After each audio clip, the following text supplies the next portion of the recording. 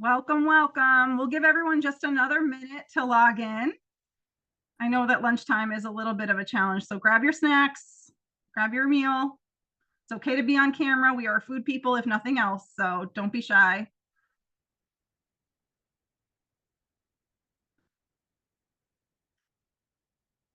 A really exciting topic today.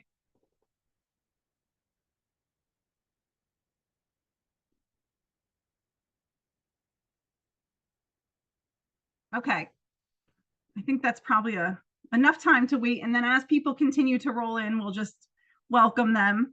But for those of you that are with us, good afternoon. Hello. I am Allie Montagnan. I am the engagement manager for the Food Policy Council. And I'm delighted to have you here with some of my colleagues and some of our partners. I would love it if you would introduce yourselves in the chat. So your name, your pronouns are especially helpful. And we would love to know something about this time of year that makes you feel happy and hopeful. It's a transitional time of year. So some people feel very emotional about that. And so what makes you feel the happiest and most hopeful about the fall? And just as a reminder, today's session is part 2 of a larger series of 6 for our Policy for the People series.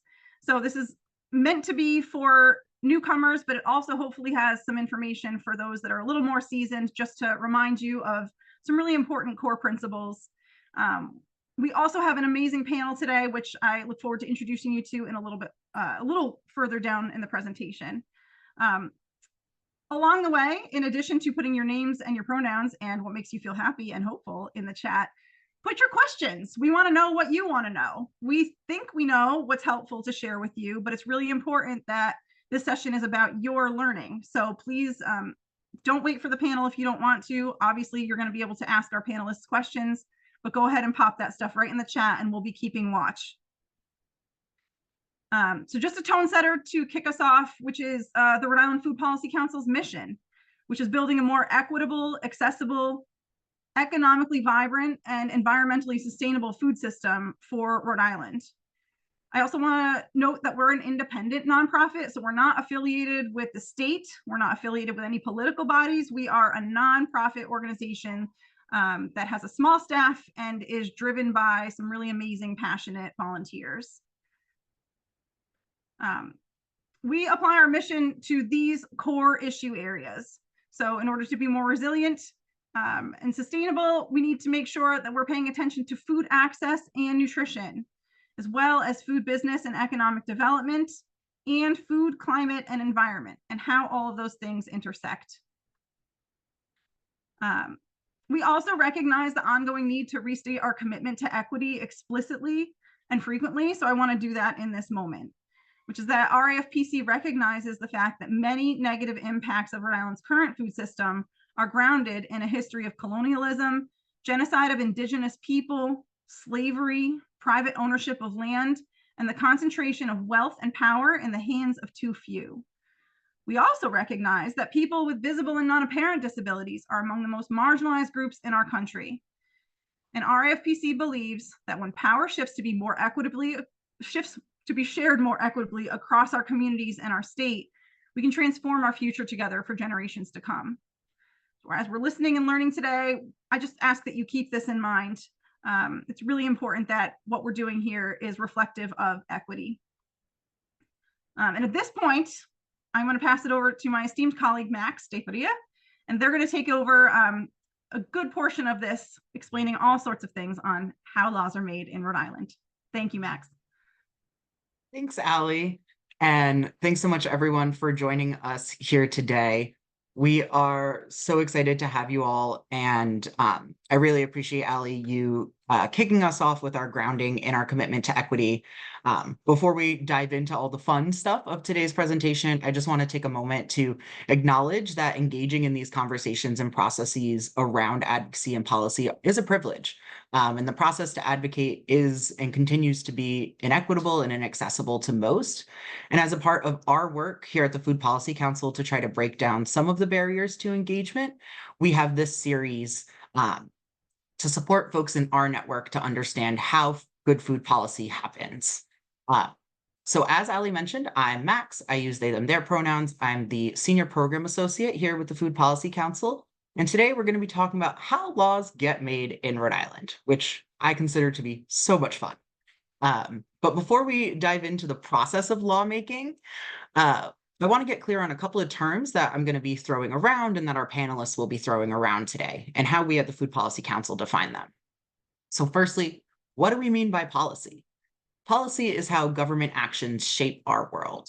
And there's many different types of policy. This includes legislation and regulations like you see on the screen, as well as institutional procedures and practices as examples. But we at the Food Policy Council typically use policy to refer to legislative policy, also known as legislation. And in this process, we're referring to lawmaking by an assembly or a body. So that's Congress or the Rhode Island General Assembly. And much of the Food Policy Council's policy work exists within the realm of legislation. Although we're not exclusive to legislation, historically, regulations and other forms of policy like institutional procedures haven't been the focus of our council to date, although that may change with time. Now, why does any of this matter? Why do we work on policy? Well, public policy can play a powerfully positive role in making the world a better place by providing systemic fixes to the problems plaguing our world. But just as public policy can be a source of tremendous good, it can also be really destructive, and it can harm the environment, communities, and people, which is why it's so important that folks be involved in the policymaking process. So RIFPC is a statewide nonprofit.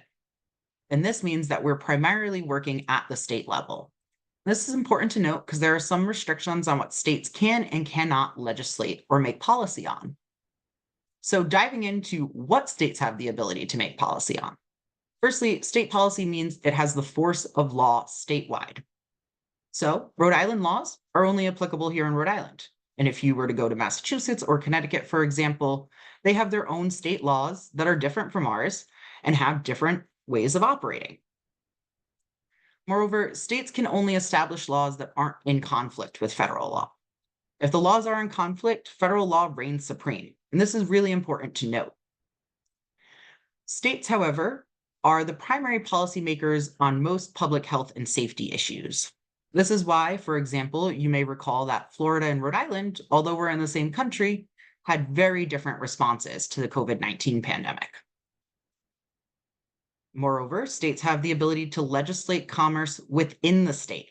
That's known as regulating intrastate commerce. And that's why, for example, raw milk is legal in Connecticut, but illegal here in Rhode Island. And finally, states are primarily responsible for establishing their election processes and practices. And this is important to note because ensuring good food policy at the State House doesn't only require advocacy, requires having legislators who are proponents for a just and resilient local food system. And as we referenced before, we recognize that advocacy isn't always accessible to folks. And so elections are another way that the public can share their opinions on the laws and policies that are happening at this level. So that was a very broad overview of what states have the power to make decisions on. And understanding that is super important when talking to our legislators. Because if we talk to people at the wrong level of government, so state versus federal, municipal versus state, our calls to action may go unanswered because those folks may not be able to do anything about it. And now that we're all using the same definitions for policy and have a common understanding of how the state government works and what they can do, let's dive into how a bill, another word for draft legislative policy, turns into law. So, first, let's start at the beginning. In order for a bill to become a law, we need to have a bill created. So someone will create a bill. You or I could write a bill today if we wanted to, as long as we're following the rules for writing a bill. Many lobbyists and advocacy organizations will create a bill with the hopes of finding a legislator who will support what's written in it. So this is the first place for advocacy, whether by writing the bill or informing the drafting process of the bill. Next, once a bill is created, then a legislator a Rhode Island state senator or a representative must introduce the bill to the General Assembly during legislative session. Most bills are introduced during the first 3 months of session, so that would be January through March. However, there are a couple of challenges that our legislature uniquely experiences. First, our legislature is only in session from January to June, so we're part-time in that we're only meeting half of the year. But more than that, they're even more part-time because during those 6 months, the legislators are only meeting 2 to maybe 3 times a week. And this is important to note because that conveys the level of capacity that they have to be able to engage in the lawmaking process. Moreover, throughout this process, we know that bills need to be passed by both chambers, that is, both the House of Representatives and the Senate of the Rhode Island General Assembly, in order to become law. So typically, in order to ensure success, you'll have 2 corresponding bills moving through the House and the Senate during one legislative session. But that doesn't mean the bills will be introduced, heard, or voted on at the same time. This is why RIFPC's on-call advocates are always prepared to take action and advocate at a moment's notice. And if you want to learn more about how to be an on-call advocate, Allie and I will be sharing our contact info at the end of today's session. We recommend you get connected with us so we can make sure you know when you can take action with us. So once a bill has been introduced, it's then assigned to a committee. The committees are required to hear public testimony, which is just a fancy word for public comments, before a bill can be voted on. So the committee will hold a hearing for public comment, and legislators will hear from the public. They might debate the merits of the bill, and they might amend some language during that meeting. Moreover, in this moment of the lawmaking process, if there's a budgetary impact to the bill will also be reviewed by the Office of Management and Budget to analyze what impacts that would be and what that would mean for the bill and the state's budget overall. Now, once a bill has had its initial hearing, the bill is typically always held for further study. And during this period of time, this is when the committee will review the information that was shared during the hearing. They will discuss amongst themselves if the bill has enough traction to move forward this session and take time to ensure that there are no conflicting laws that they would need to repeal or amend in order for the bill to move forward. Now, as I mentioned at the beginning, we know that 2 bills are typically needed. And typically one chamber will hold their hearings for a bill before the other. And because of this, the bills can be debated, and amended throughout the legislative process. So chambers may be editing bills at different times or working on them at different moments. And once a bill has been heard and held for further study, this is where strong legislative champions and even stronger coalitions are needed. Together, legislators and the public must advocate consistently and strongly on behalf of their bills. With over 1,000 bills introduced each session, and reminder, we only have 6 months to a session. With over 1,000 bills introduced, legislators have to prioritize. And we've heard frequently from our legislators that if they aren't hearing from folks calling loudly and consistently for change, then an issue just won't be considered a priority. Now, once voted out of committee, I'm sorry, I jumped ahead a little bit. Many bills lose steam at this moment and they get lost in the shuffle.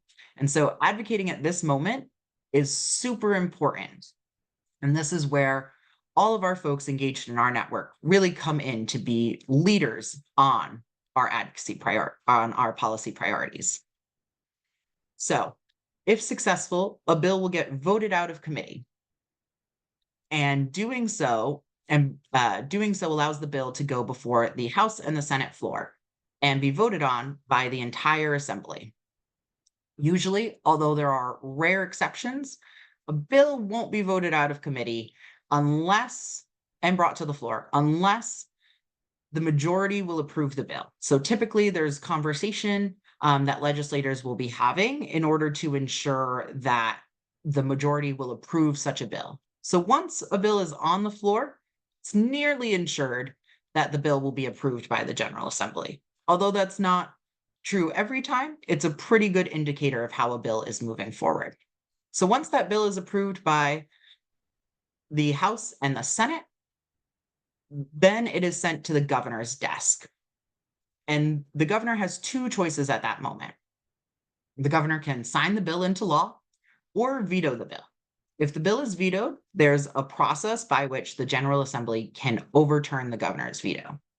However, assuming all goes according to plan, the governor will provide his signature as a form of approval, and then it becomes law. Now, as we mentioned at the beginning of reviewing this process, there are typically two corresponding bills, one in the House and one in the Senate, that is moving through this process during the same legislative session, although it may not be simultaneous to each other. And even though we broke this process down into its simplest parts, we need to remember that this entire process, from creating a bill to making it into a law, typically occurs over the course of multiple legislative sessions. Sometimes a new bill can even take upwards of 5 years to move from becoming a bill that was created to becoming a law. And so engaging in this lawmaking process and advocating for good food policy is all about playing the long game. Now, there are a couple of ways that we at the Food Policy Council try to make it easier for members of our network and the public to engage in food policy advocacy. One way we do it is through our bill tracker.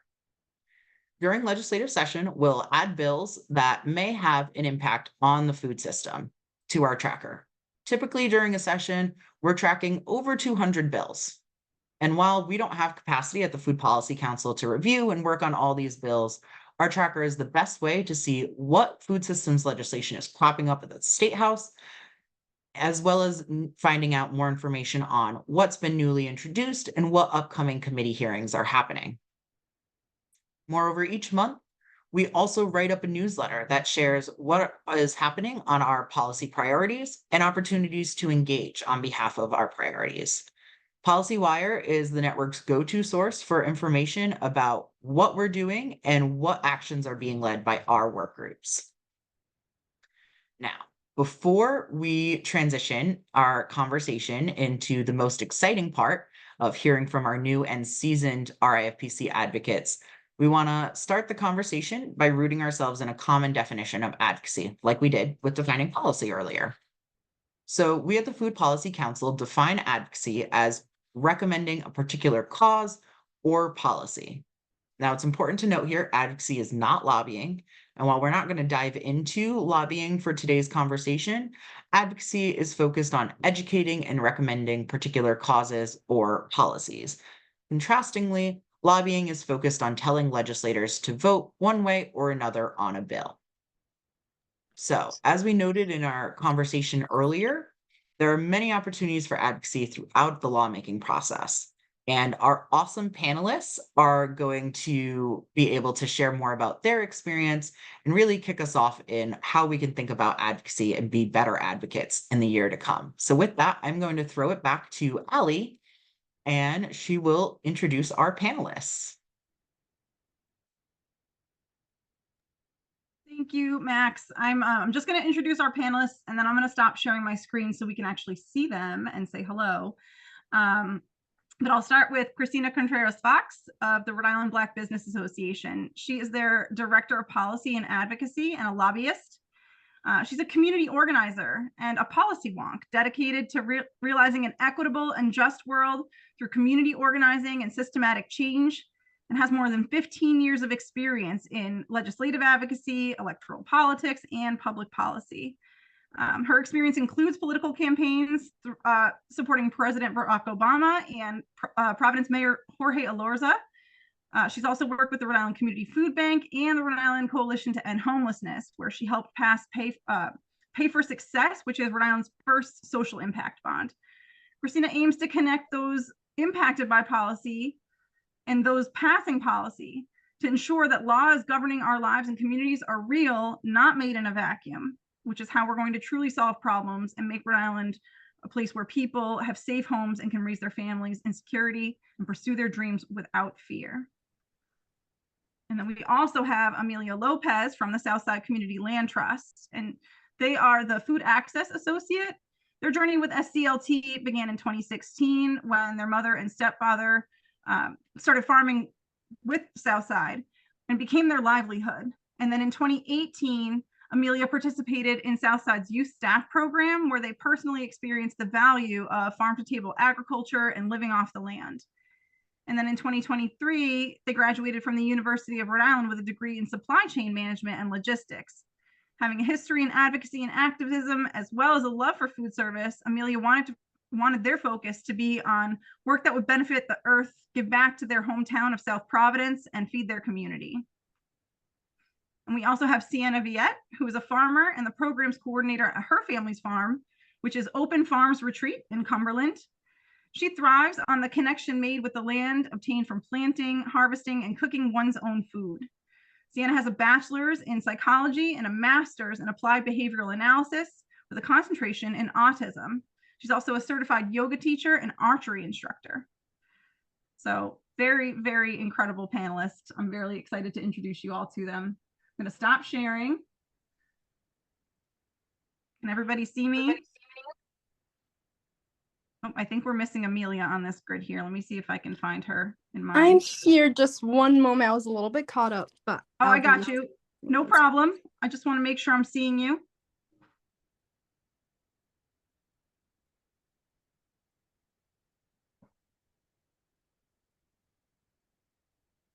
Max, help me out. I can't see on my screen if Amelia's with us. She doesn't have her video on yet, so I can't spotlight her, but when she does, I'll add her to the panel. Okay, no worries. We'll just get it started then, Amelia. Whenever you're ready, no pressure. We know you're here. Oh, there you are. Hello. Thank you. Okay, great. So just a clear-cut question across the board for all of our panelists, and I don't think we need to go in any order. Feel free to just pop up. But most importantly, why do you advocate, particularly for good food policy? I can jump in. So yes, thank you so much, Allison, for that great introduction. Like they all said, my name is Amelia. I work at the Southside Community Land Trust, the Food Access Associate, and I advocate for good food policy because all of my work pretty much surrounds farmers and farmer support. My folks are farmers, and it's not something I've been involved in my entire life at all. Kind of like halfway through, it's just something that they started doing. And it's definitely improved my life, changed my life to have consistent access to vegetables. Like I still remember the first time that I went in the backyard and cut a head of lettuce for myself to make a salad, and like picked some tomatoes off the tree and just like made myself a salad, and like the food was right there and I didn't have to like think about it because it's just like, oh, it was so easy. And it's not an experience that like most people have. That's like a small snippet of the many like factors that go into it, but farmers need support, and having policy in place that makes sure they have support makes my job a lot easier, and it also makes their life a lot easier. So yeah, it's a long answer. No, that's a perfect answer. Thank you. Oh, I'll go next. Hi, everybody. Muy buenas tardes. My name is Christina Contreras Fox, and I'm the Director of Policy and Advocacy at the Rhode Island Black Business Association. And I advocate for good policy, good food policy, because that's how we end disparity. Disparity is not an accident. Disparity, inequity, injustice is, in my experience, always a result of a policy decision. You know, these challenges that we find ourselves in, trying to ameliorate, trying to neutralize, they didn't spring up overnight. They arose as a result of the system that was built and has been built. I mean, we started this whole training with an acknowledgement of the legacy of chattel slavery, the legacy of colonialism, and how that's impacted the current community we live in Rhode Island. Those were all as a result of policy decisions. So if we're trying to realize our beloved community, realize an equitable and just community, realize a future where all of us can really succeed and have access to the opportunity and all the things we need to be happy, healthy, and free. We need policies that create those conditions. So that's been a huge passion of mine. I started my career wanting to just make the world a better place, not really knowing how to do that through a job, but I had to keep the lights on. So I went into organizing and campaigns. And I found that, when you're working with folks who can make a difference, who can take a vote that is going to be representative of the community, that's so crucial and so important. But let me tell you, campaigns, if you've ever worked on one, you know this without me even saying, they're exhausting, right? It's 7 days a week. You're on call literally 24 hours a day. You're working at least 14 of those 24 hours every day. And when election day comes, at the end of it, you don't have a job anymore. So I wanted to find something that would allow me to put good roots down and do long-term work in my home. I'm from Rhode Island. So that's what brought me into policy. And I've been very fortunate to be able to work on policy issues that are the most critical, in my opinion, for Rhode Island, making sure that everybody here can access basic needs, so that's a safe, affordable, healthy place to call home, making sure that when you flick the switch, the lights come on, there's heat, you have a fridge and pantry filled with food, et cetera. And now through REBA, I work on economic and community development, especially through supporting entrepreneurship. But supporting entrepreneurship means also making sure those entrepreneurs, because everybody can come to REBA to get help with business or workforce development, but we prioritize BIPOC entrepreneurs because we know that those are folks who have been left behind so long, but making sure that those folks have access to everything that they need to grow and scale their business, and not only do that, but build generational wealth for themselves and for their families and community. That means not just only making sure that we have, strong business resources, but it's also making sure that we have a good supply of housing stock here. We have a food system that is healthy and affordable and easy to engage in. And also there are a lot of entrepreneurs in the food system who are Black and brown who are starting businesses at the fastest rate in history. So we want to be engaged with them and we want to help. So that's why I advocate. And I'm really excited to be here connected with the Food Policy Council, because it's a tiny state. When we break down these silos and really work together, we can transform and make change that puts us right where we need to be. So thank you. Awesome. Hi, I'm Sienna, Open Farms Retreat. I definitely advocate because as a small farmer, these policies are directly affecting me and the community that I work with.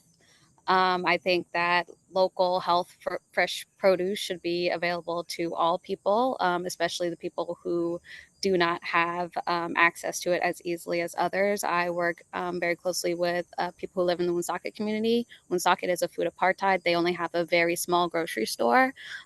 So we do a large CSA for families there. We work with their food pantry and a couple other nonprofits in the city. We are directly able to see the disconnect that a lot of youth who live in cities have from the land that we live on and the food that they're currently eating. We think education is like a big part of being able to eat healthy. So we are able to show them what it looks like when a carrot is directly pulled out of the ground, and the joy on a kid's face when they've never seen a carrot come out of the ground. I will work till the day I die, ensuring that everyone gets to have that feeling.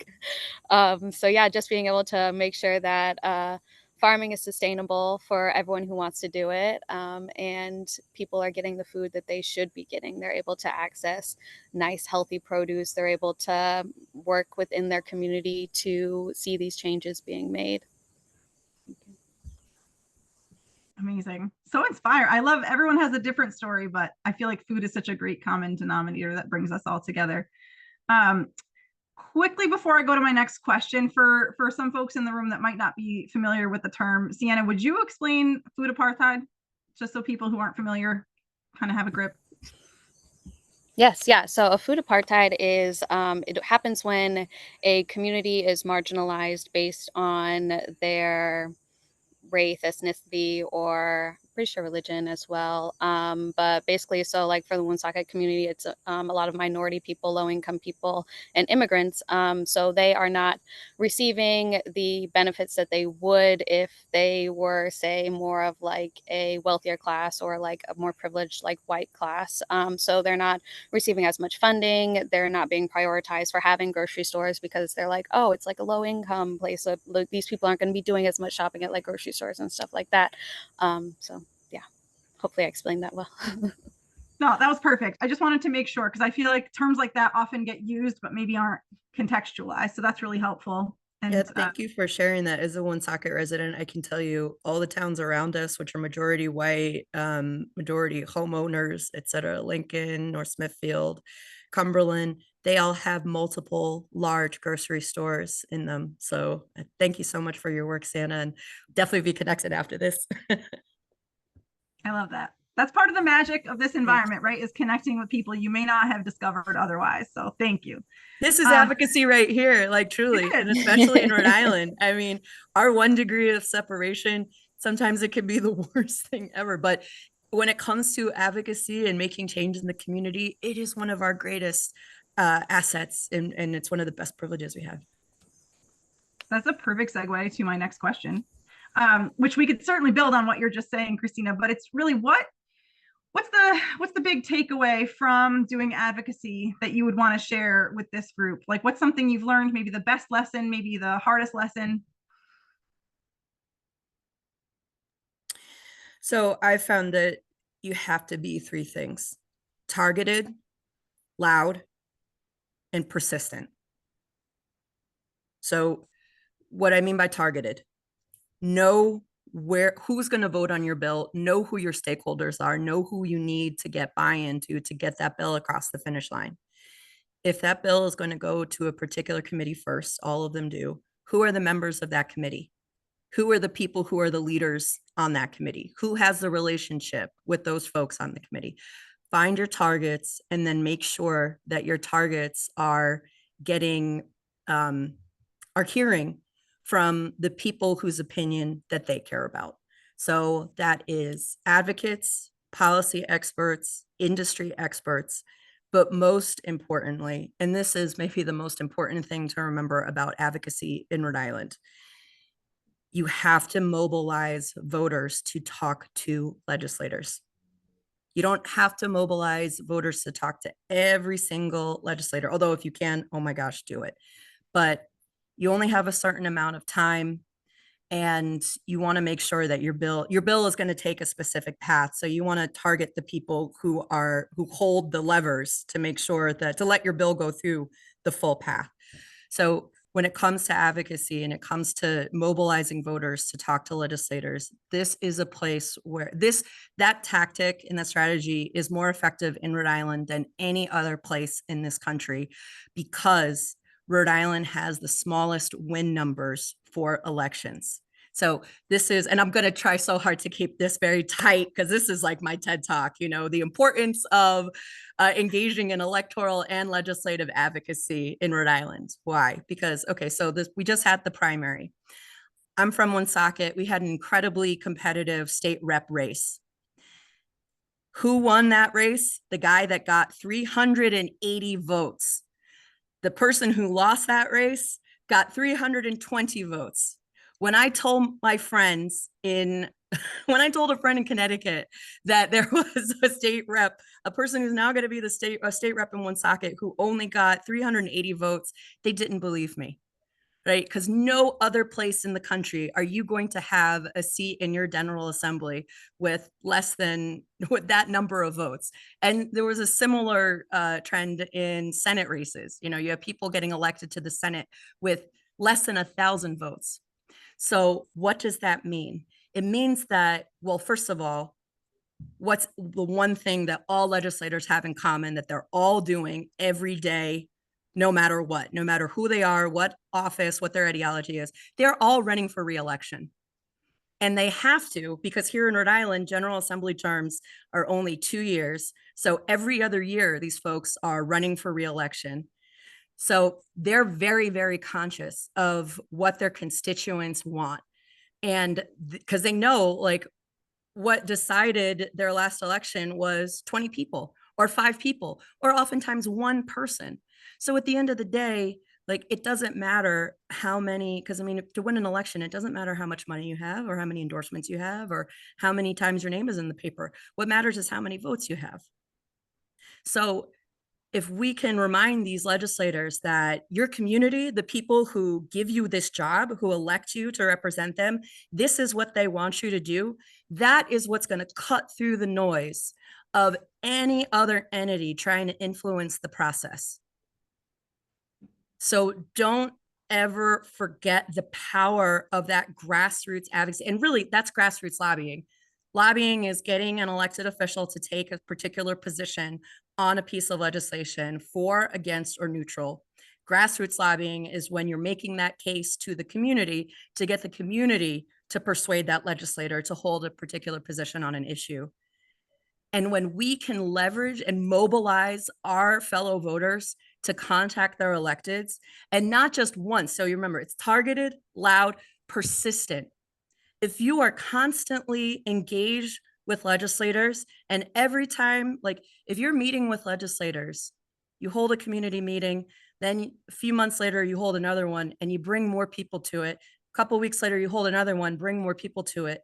You grow bigger and bigger and bigger. It's going to obviously send the message to this legislator that, hey, this is something my community really, really wants.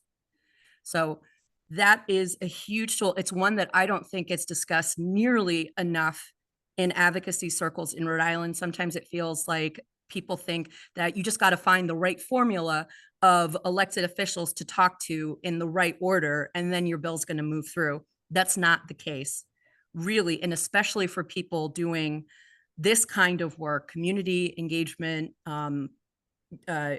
radical, well, they call it radical, but really it's the policy work that our communities desperately need. Doing this kind of thing, the only way we have won, and I think the only way we're going to continue to win, is if we bring the whole community, engage people, and mobilize people to make their voice heard. And I know I took up a lot of space just now, but thank you very much for that, Grace, everybody. I'm going to button up because I'm really excited to hear what Amelia and Sienna have to say.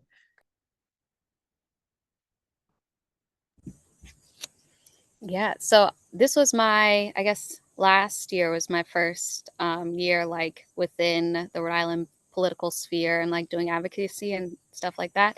I would definitely say that, as Max said, like playing the long game is very much had to have like one of the bills that we were working on last year, the Urban and Small Farm Success Act. That was the second year. This is going to be the third year that it's being put to become a bill again. Also, do not assume that the people that you are talking about know why change is needed. There was many different times where it's like people did not understand like why smaller farms need the same things as like larger farms need, or why they even need like more support than larger farms need. So I think always like going into conversations with politicians or like councils, like me and my dad met with the League of Cities and Towns last year to talk to them about like the fiscal stuff and why small farms need our support, and definitely never assume that everyone's going to know all the background stuff that has to happen to make a farm run and why you need that support, or just like why different communities need more support than others, because some people know, they don't care. Other people don't know because they're not in it. They're not seeing these changes or like what is needed within these communities because they're not a part of them. So those are two. Cool. Thanks you guys for those responses. I feel like my point of view on this is a little bit more of like bare bones. Since like Sienna, I started on food advocacy specifically last year. But I've also done some advocacy like during high school and Young Voices. I did a bunch of advocacy for the Providence School Department and Pawtucket School Department. And I think it seems obvious, but your story and the stories of the people that are impacted by the issue is probably like 60%, 70% of like what I think moves things forward. I also think numbers are really important. Again, those two things to me, I feel like now they seem kind of obvious, and to you guys it might seem kind of obvious, like, yeah, statistics, numbers, and like the stories matter. But I think it's like probably the most important thing you're gonna focus on when you're talking to folks and when you're testifying is just like what is actually just the realness, what's actually going on, just saying that and saying what people are actually experiencing, like down to the ground. Because like Sienna was saying, like, don't assume people know why people need like change. Specifically saying like, this is what is going on, this is what happened to this person, this is what's happening in this place, and like giving numbers. That stuff gets through to people is what I'm sort of learning in my short time. Yeah. Incredible answers, all very useful, all very different, which I'm really glad that we assembled you all for this panel, because I think you're just a good mix of people. And just a quick plug, if you are looking for numbers about the food system, the Rhode Island Food Policy Council website has a data dashboard that is wonderfully full of information that could be useful to you. So it's updated all the time. We also have an annual food system fact book that comes out in the beginning of the year. So be looking out for that in January as well. And also reach out to us if there's numbers that you're looking for about the food system that you want to advocate with, then ask us and we'll try and find it if it's not already on the dashboard. Thank you, Nessa. Beautiful. Perfect timing. Okay, we have a question in the chat from Ellen, which is, what does it look like to advocate for the Rhode Island Food Policy Council's policy priorities? And I know all of you are at different stages of your engagement with doing that work, but I'm curious to know how you would answer Ellen.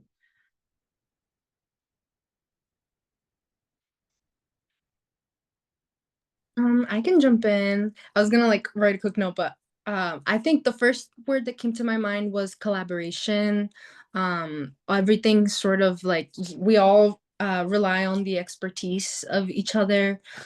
So like any activity that I'm doing, pretty much I would have to collaborate with someone that had some sort of expertise, or like someone might be coming to me for something.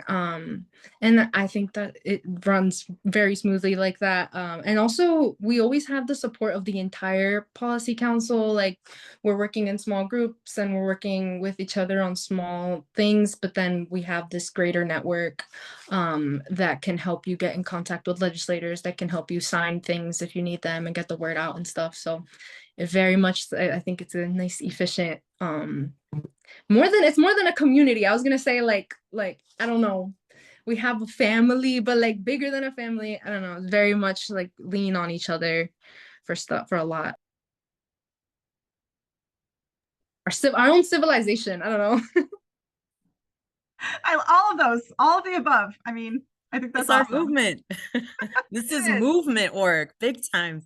Big time. Well, I think what it looks like to advocate, there are some really great ways to advocate together to support legislation that we all support. Number one, testifying in committee hearings. So committee hearings are one of the most important events in the calendar when it comes to advocating for bills in the legislative session. So they're a little bit hard to organize for because you really don't know when they're going to show up until you see the notice. They have to give a notice of any kind of hearing according to the Open Meetings Act. The government has to give any kind of hearing a notice of 48 hours. So you'll see the agenda pop up like 48 hours before, and then you got to call all of your partners and say, hey, let's all go to the State House on this night. It's going to be a long night, but it's going to be a good one. But submitting testimony for those hearings. So if you're not already dialed into the Food Policy Council, following them on social media, on their newsletter, definitely do that, because they send out a lot of calls to action, letting people know, hey, there's a hearing happening for this bill.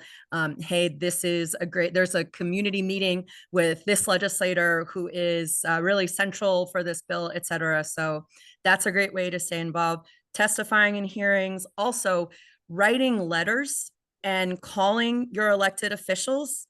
That is huge. I mean, even if it doesn't necessarily have to be like a whole tome on why you support the bill, you can just send an email to your legislator saying, dear Rep X, I'm your constituent. I live at, XX address, and I support House Bill 525 because it will transform my community in this way. I encourage you to support it as well. Please respond to me with what your position on the bill is and send that to them. That doesn't necessarily have to happen during a committee hearing, but doing something like that, reaching out to your elected, that's a huge way that you can help advocate for important bills. And that's something, if all of us are doing that, once we get the information from the Food Policy Council of, hey, this great bill is being debated, if we're all doing that, we're building the political support to make sure that that bill actually does pass. Yeah, I think that what both of y'all said is definitely like hitting the nail on the head. It's a lot of like working within the community and working with all the different politicians. And I would just add that even if you don't have the time to be like fully committed in and like be at all the work group meetings and like all that kind of stuff, like even just as Christina was saying, like reaching out to your legislator through email or like writing like a physical letter or something like that is like so helpful for all of the policies that we're working towards. But there are also work groups if you wanted to join one of those too and work on more like specific policies that you're looking to have go forward. There's one other thing I want to add in here, because this is another way that our state is singular and unique, different than any other legislature. So when it comes to lobbying, meaning talking to your legislator face to face, telling them your story, asking for their support for a particular bill, if you can get to the state house, so we're in session January through June, but they're also meeting Tuesday. They don't meet necessarily every single day of the week. They're typically in session Tuesday, Wednesday, Thursdays. So if you can get to the state house between the hours of 3 o'clock and 4:30, Tuesday, Wednesday, Thursday, you can literally walk up into either the Senate or the House chamber, just walk onto the floor and immediately walk up and start talking to any legislator that you see. Don't have to have a lobbyist badge, although sometimes they can pull rank and say you have to have a badge to move forward to enter. I've only seen that happen once, and I've been lobbying and advocating in the Rhode Island General Assembly since 2011. But anybody can just walk up and start having a conversation with a legislator. Now, granted, you have to be able to get to the state house during that time, and there's a lot of people who don't have the privilege of that time. But if you do, you can get that immediate direct contact and connection with a legislator. And you cannot do that in any other state in our country. I have a real good friend who lives out in Denver, and she used to run legislation like all across the country. And to this day, she still jokes, like when she sees me post a story from the floor onto my Instagram, she'll comment and say, "You guys are so weird that you can just walk onto the floor.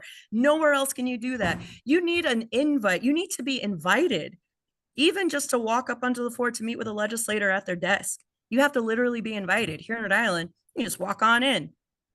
If you can take advantage of that, take advantage of that big time." Amazing. That's some real insider stuff there. I think a lot of people don't know that they can approach the state house or the people within it in that way. So thank you. And all amazing answers yet again from this group.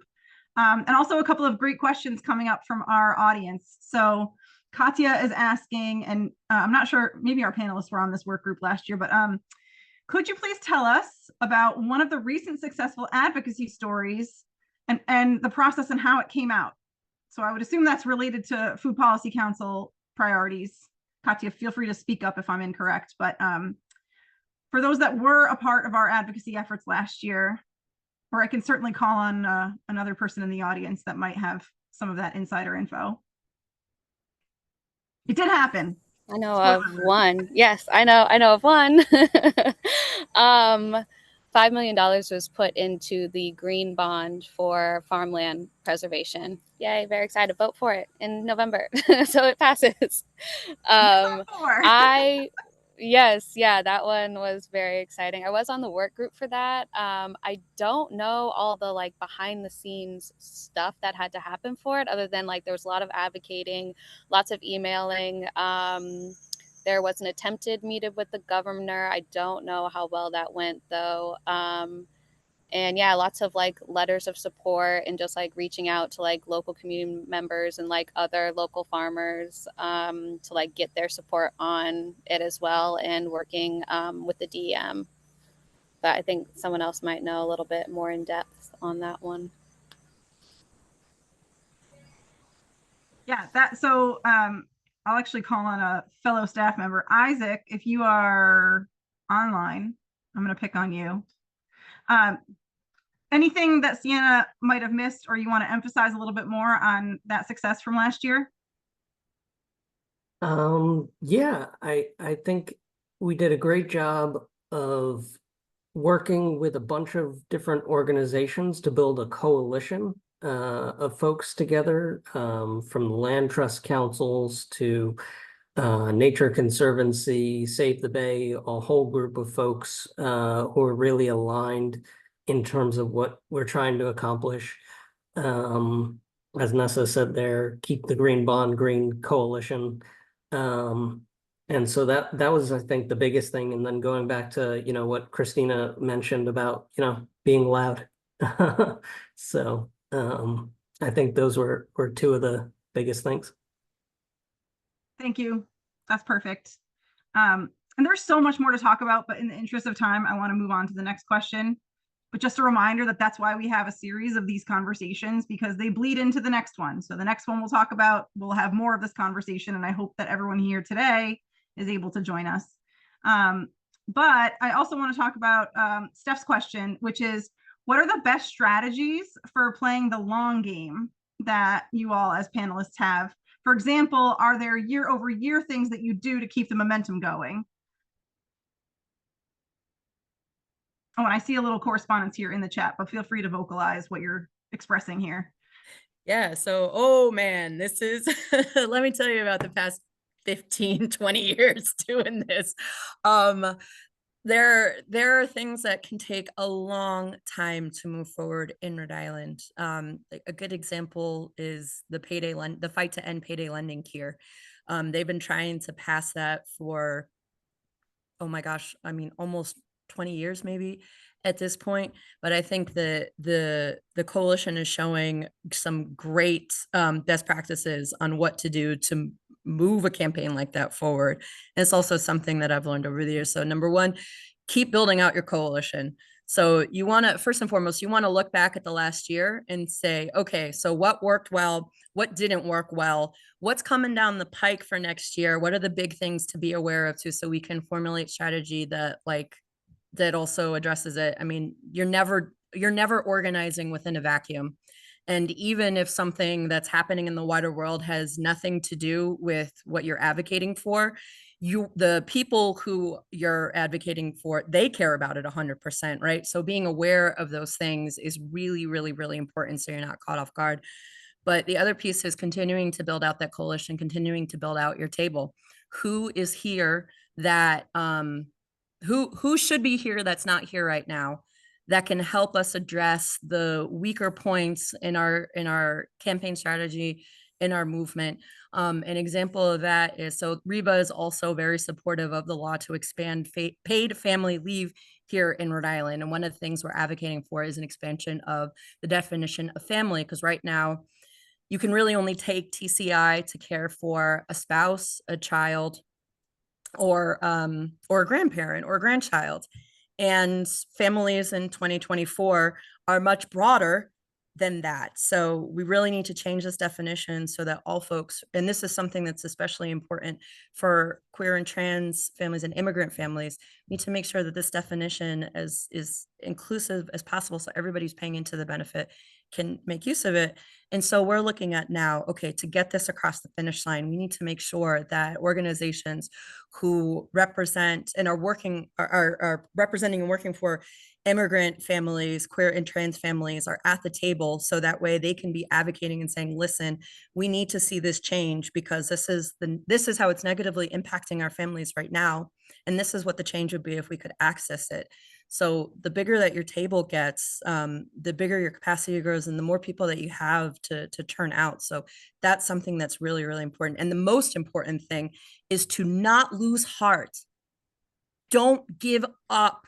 Do not give up. This is tough work. Movement work is tough. It takes forever, right? But don't give up, because if you continue, if you keep fighting, and just every you come back stronger, better, more determined, you will make this happen. Really good example. Last year, Reba was successful in helping pass the Secure Choice Retirement Act.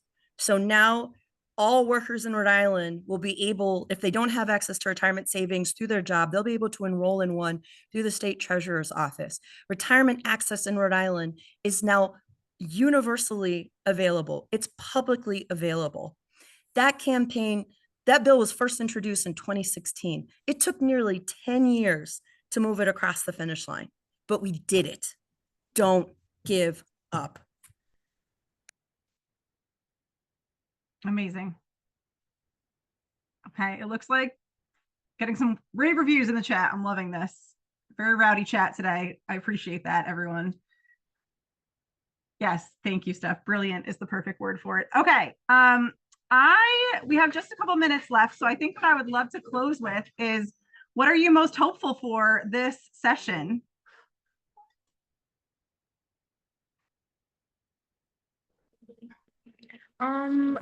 I am so also sorry, I just had my camera off all this time. I'm like hustling because crazy busy day with the farmers today, but I am hopeful for being able to implement a lot of the things that I learned. I know like Christina is someone who has mentored me a little bit, and like pretty much everything that she just said, trying not to give up and not being scared.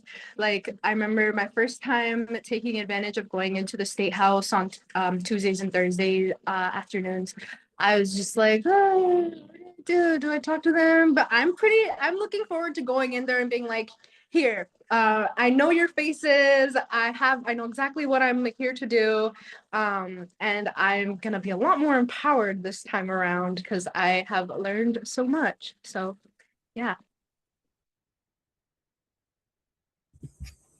Yes, I would definitely like to second what Amelia said. I feel like the first year was a little bit intimidating, but like now that like gotten some experience under my belt with like just being in there and being able to like sit in front of the finance committee of like the House and the Senate and like tell my story and like know that what I'm doing is being received pretty well.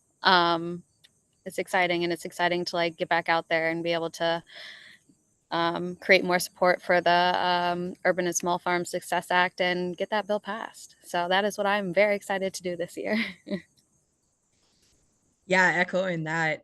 So I'm really excited to be advocating with the Food Policy Council, Southside Community Land Trust, and all the folks in this space for the passage of the Urban and Small Farm Success Act. It's a fantastic bill that's going to really, really support economic and community development where we need it the most. But I'm just excited to get back under that dome and to advocate with all of the folks that I've been able to meet and add to my network this past summer, including the Food Policy Council and the Land Trust. So Reba, our HQ is at 220 Smith Street, and the State House is at 82 Smith Street. We're maybe like a block and a half up the street from them. So, you know, we keep a real close eye on them. So I'm just letting everybody know here, one, you can always use our place as a launch pad for your advocacy days or anything like that. But if ever you're looking to get up to the State House and you want to go with a friend, just let me know. I'm up there pretty much every single day, and I'd love to go there together. But I'm really excited for this next year, just working together to make some good things happen. I mean, we're hearing a lot of negative prognostication. You know, there's this, we're headed for a recession. We need to cut expenditures. We need to create jobs. We need to tighten our belts. The biggest lie in politics is that there's not enough money to do the things that we need to do for our community. So I know that what's going to cut through all of that chatter and that distraction is all of us together united with one message, advocating strongly as a community. And doing that is why I get out of bed in the morning. So I'm wicked excited to do that with all of you this coming January. Incredible. I love it. Okay. Margaret, I see your question in the chat. I see some people are responding, so I'm very happy about that. And I wish we had more time to talk more about that. But the bottom line is we are humans here at the Rhode Island Food Policy Council, and we want to hear from you. So if you're not sure how to engage yet, just email us. And I'm going to drop my email in the chat, and you'll certainly hear from me after this session. But I want to take a moment again to thank our panelists. You are all wonderful people, and I'm so delighted that we have you in our circle. Thank you for your sage wisdom and for your time today. And we will have all of this recording and all of the links and other things that we shared today out to you all as soon as we can. And that is it, because it is 1:01 and I respect your time. I know you're all very busy. So enjoy this beautiful day. And we look forward to seeing you next month, which is a deeper dive into this conversation about storytelling for advocacy. So thanks, everyone.